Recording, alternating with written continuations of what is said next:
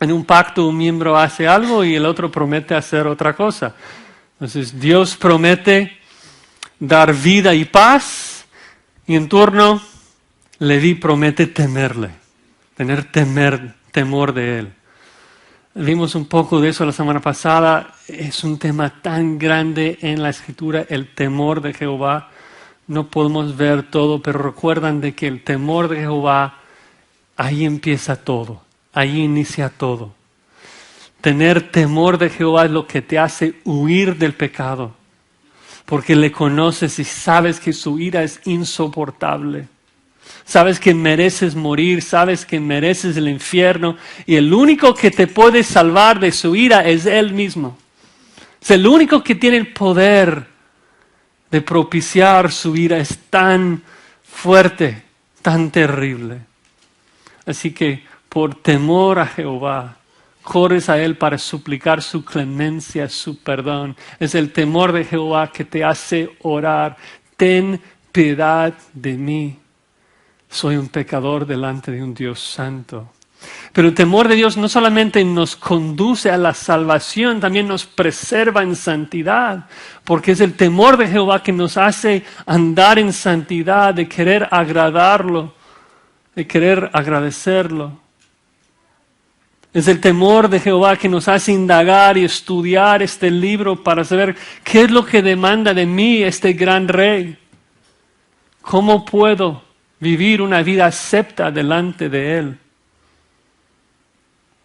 Y Dios dice, eso es lo que Leví hizo por un momento, de que me temió. O sea, imagínate Finés, viendo a Moisés, viendo a 2 millones de personas y diciendo, no me importa lo que ellos piensan, yo voy a obedecer a Dios. Un mensajero de Jehová hace esto. Dice, no me importa lo que el mundo piensa, ni siquiera me importa lo que la iglesia piensa. Yo voy a obedecer a mi Dios, porque le temo más a Él que cualquier otra persona. Eso es lo que le hizo.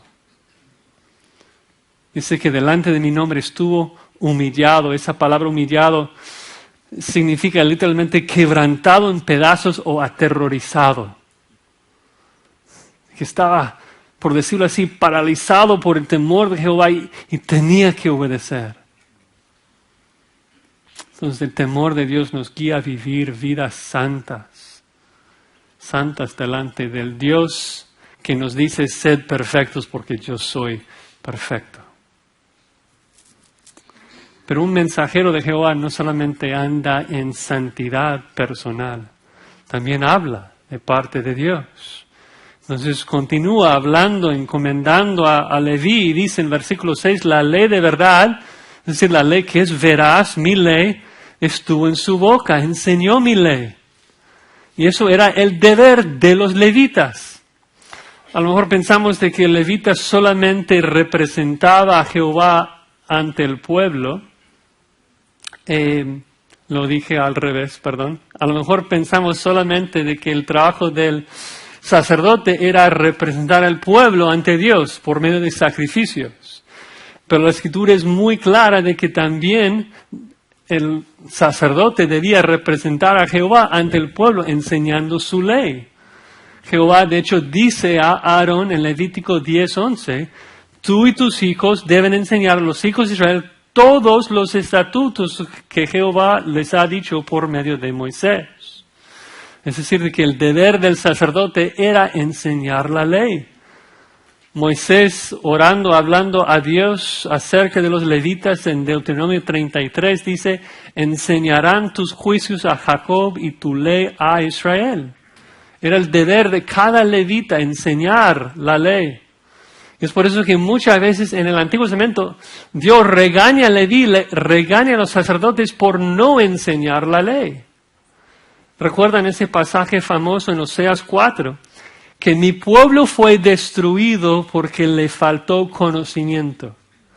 Pero ¿quién era el culpable? Dice, mi pueblo fue destruido porque le faltó conocimiento y luego Dios dice a los sacerdotes de que la razón que el pueblo le faltó conocimiento es porque olvidaste la ley de tu Dios. La exhortación va a los sacerdotes por no hacer su trabajo de no enseñar la ley. Y Dios se llena de ira porque sin las instrucciones de la ley el pueblo no puede adorarlo correctamente. El gran rey debe ser temido de acuerdo a sus perfecciones, pero si el pueblo no conoce sus perfecciones, no puede adorarlo. Leví por un momento dado lo hacía bien. Dice que iniquidad no fue hallada en sus labios, no hablaba mentiras, no tergiversaron la palabra de Dios para su propia ganancia. O sea, el mensajero de Jehová debe decir lo que Dios dice, nada más, nada menos. Hablar las palabras de Dios. Leví enseñaba la ley.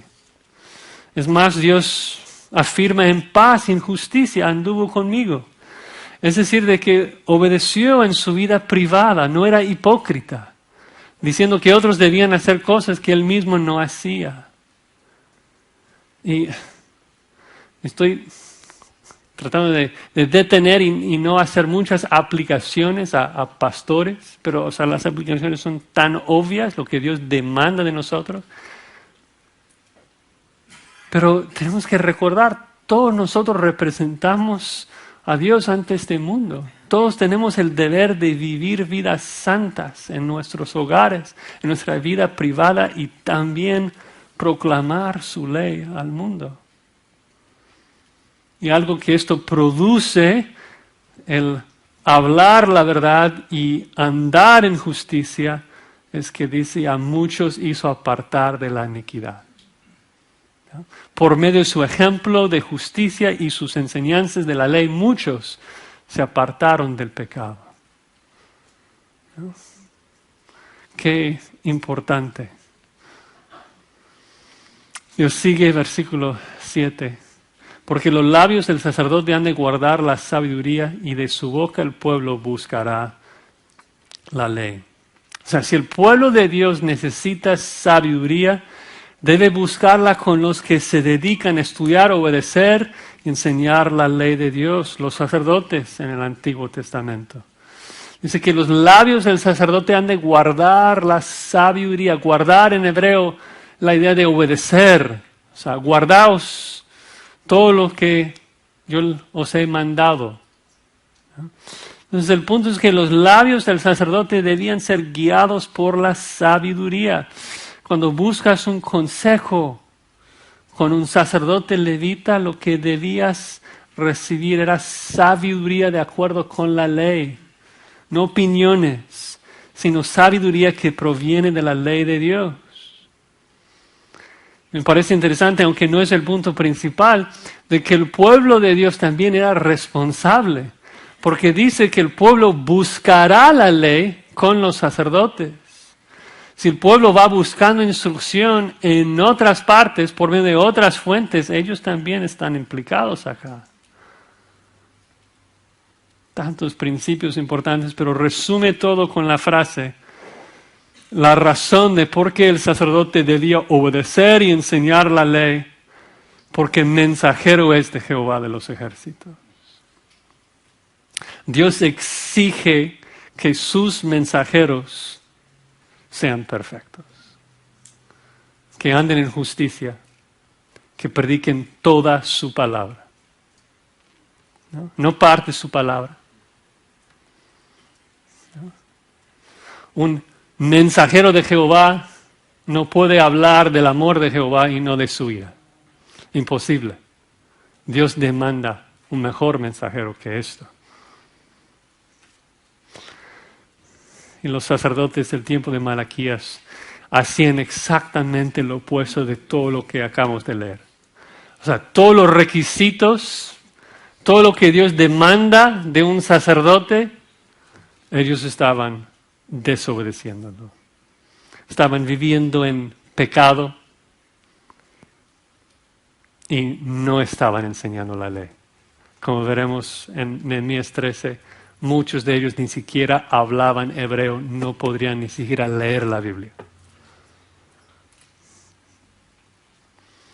Y Dios está enfurecido con ellos, porque ama a su pueblo y su pueblo necesitaba sus instrucciones, necesitaba la escritura. Es lámpara a nuestros pies, es lo que nos aparta del pecado, es lo que nos ayuda a ver cómo agradar a nuestro Dios.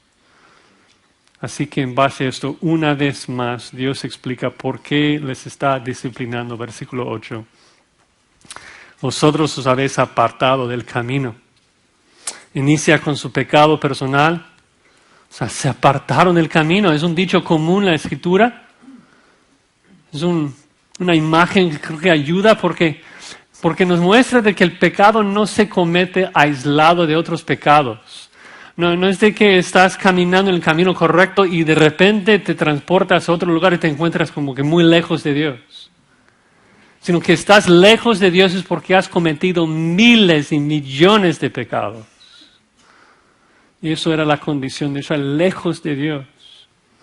Para que tengan una idea rápidamente, en Nehemías 13, al final de Nehemías, que escribe al mismo tiempo que Malaquías, describe de que los hijos, o sea, los judíos habían tomado mujeres de Asdod, amonitas, moabitas. Dice que la mitad de sus hijos hablaban la lengua de Asdod y no sabían hablar judaico. Y dice Nehemías 13:25, reñí con ellos y los maldije, y herí a algunos de ellos y les arranqué los cabellos, y les hice jurar diciendo, no daréis vuestras hijas a sus hijos. Y luego el colmo, versículo 28.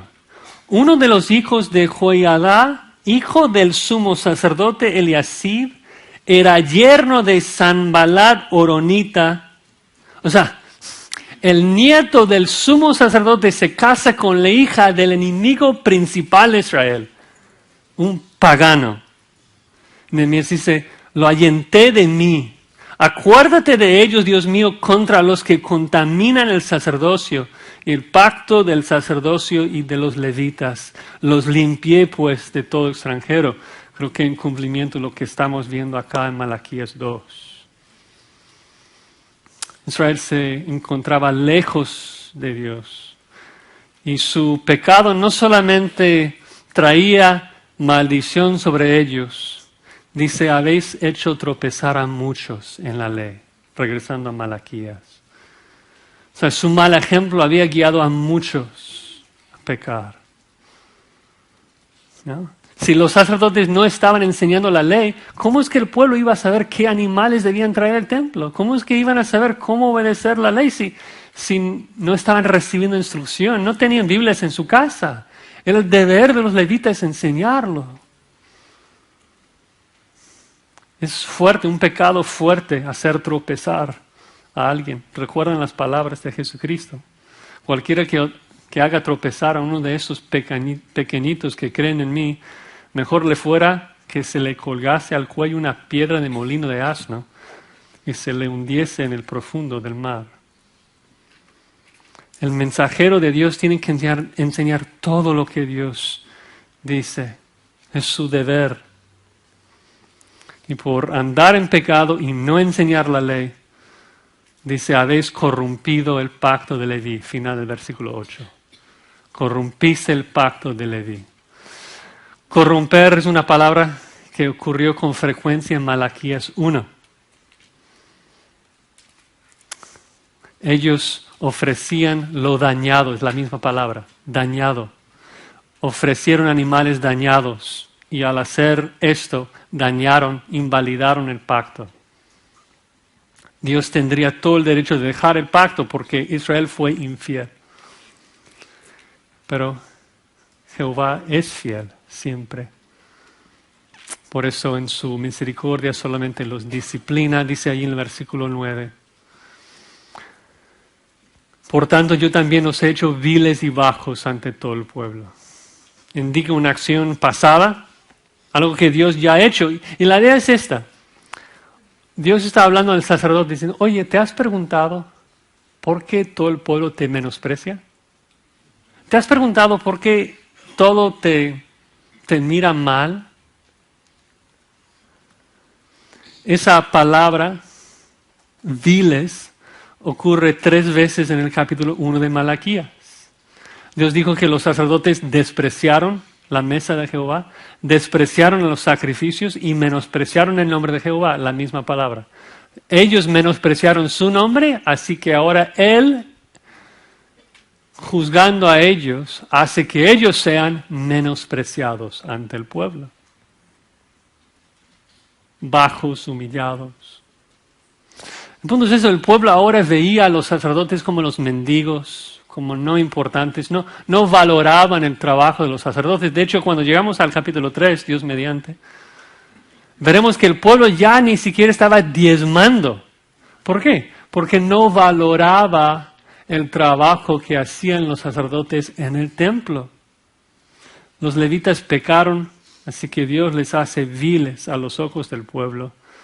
Por ende, el pueblo no estima el sacerdocio y no paga sus diezmos. Última línea. Así que vosotros no habéis guardado mis caminos. Y en la ley hacéis acepción de personas.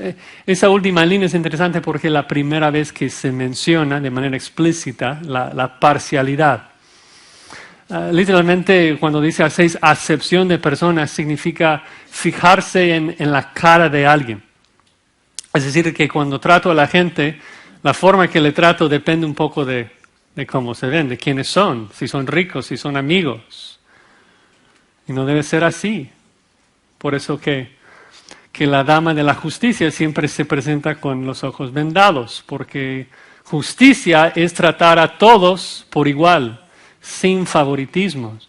Y si nosotros vamos a representar a Dios y ser sus mensajeros, tenemos que ser justos, porque Él es un juez justo. ¿Recuerdas que Moisés, el amigo de Dios que amaba cara a cara, hablaba cara a cara con Dios, cuando él golpea la peña, él recibe la misma sentencia que todos los israelitas recibieron, que tuvieron que morir y no entrar en la tierra prometida, porque Dios no muestra favoritismo. Sus representantes tampoco lo pueden.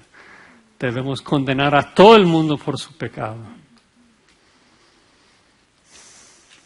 Dios exige perfección de sus mensajeros porque su mensaje es tan importante. Es de tanto valor el mensaje de Dios que demanda perfección de sus mensajeros.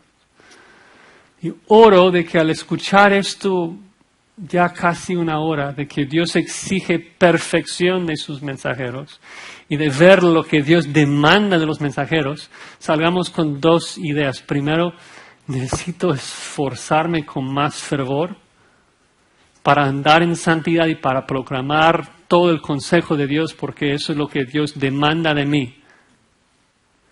Pero también oro que nos lleve a otra conclusión. Es de que nadie califica perfectamente. Para ser el mensajero de Jehová, ¿quién puede hacer esto? Y debemos llegar a la conclusión, solo hay uno que califica. Solo uno. No sé si saben que la palabra hebrea traducida mensajero es la misma palabra que se traduce como ángel, la palabra malach. Se menciona 4 veces en Malaquías. La primera vez, Malaquías, el mensajero de Jehová. Segunda vez, 2:7. Los levitas eran mensajeros de Jehová. Tercera vez, Malaquías 3:1. Búsquenlo conmigo, por favor. He aquí yo envío mi mensajero, el cual preparará el camino delante de mí. Jesucristo dice que eso era Juan el Bautista, que preparaba el camino antes del Señor. Sigamos leyendo. Y vendrá súbitamente a su templo el Señor a quien vosotros buscáis. ¿Quién es ese Señor, dueño del templo? Dice que es el ángel del pacto, el mensajero del pacto, el ángel de Jehová, el mensajero de Jehová. Es Jesucristo. Dios está diciendo, ustedes sacerdotes están en pecado. No pueden cumplir con mis requisitos para comunicar mi mensaje. Mi mensaje es demasiado importante para encargarlo con ustedes. Mi palabra es de demasiado valor para que ustedes lo digan. Lo que yo quiero decir al mundo solamente lo puedo comunicar por medio de uno. El que comparte mi esencia, mi naturaleza, mi Hijo Jesucristo. Solo Él puede representarme perfectamente. Entonces quisiera hacer algo, quisiera regresar en la mente a Malaquías 1 y 2 y pensar en todas las demandas que Jehová establece para su mensajero. El mensajero de Jehová debe tener el mismo celo por el nombre de Dios que Dios mismo tiene. Que cuando Él ve a la gente profanando su templo, que cerrara las puertas. Y vemos que cuando Jesucristo llega al templo, el celo de la casa de Dios le consumió y agarra un látigo y saca a esos ladrones. El mensajero de Jehová debe juzgar a todos sin parcialidad, y aún los paganos incrédulos en los evangelios dijeron de Jesús: Maestro, sabemos que dices y enseñas rectamente y no haces acepción de personas. Lucas 20. El mensajero de Dios debe hablar la palabra de Dios, no más ni menos. Y Dios nos ha hablado por su Hijo, el Verbo encarnado. El mensajero de Jehová debe salvar al pueblo de Dios por medio de su sacrificio e intercesión. Y Jesús salva perpetuamente a los que por Él se acercan a Dios. ¿Por qué? Porque vive para siempre para interceder por ellos. El mensajero de Jehová debe traer paz y vida al pueblo de Dios. Y justificados pues por la fe tenemos paz para con Dios por medio de Jesucristo.